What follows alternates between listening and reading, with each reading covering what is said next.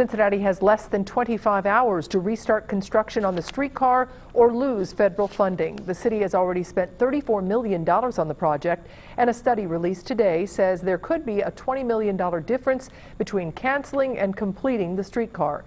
As Local 12's Angenette Levy shows us from City Hall, the streetcar's fate could hinge on one council member's vote. Earlier today, more than 100 people filled city council chambers to speak to city council members. Many people opposed it. Many others support the project. This all came on the same day a study on the cost of canceling the streetcar was released.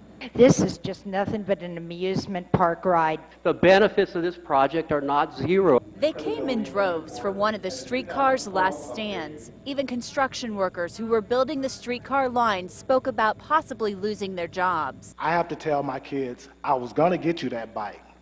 Today I can't.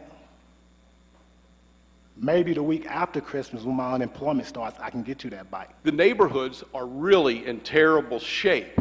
We need something done out there, not a funny little car to ride down. The hours of comments followed the release of the streetcar study. KPMG says canceling it would cost between $50 million and $80 million. Finishing it would cost about $105 million. The big surprise? The cost to operate the streetcar.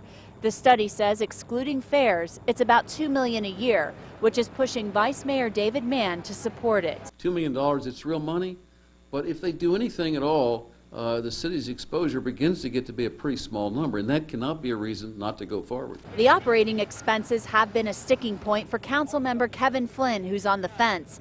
He says conversations with private organizations to guarantee those costs are ongoing. If we can cover the operating costs without it hitting the city's operating budget, I'm in. Flynn's support could be critical. He could be a sixth vote that would override a veto by Mayor John Cranley. If the business community guarantees the operations the next 24 hours, it's a different story. But I don't think that's going to happen.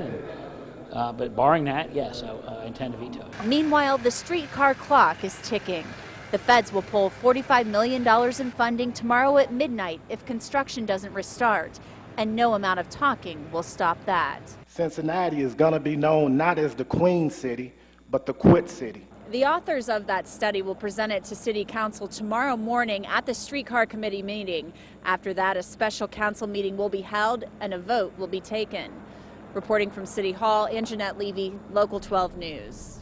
Now, the study did not include the cost of possible litigation if the streetcar is canceled, and it also didn't include the return on investment that supporters think the streetcar will produce. If you'd like to read the study, you can log on to local12.com and just click on the red Get It button. It'll take you right there.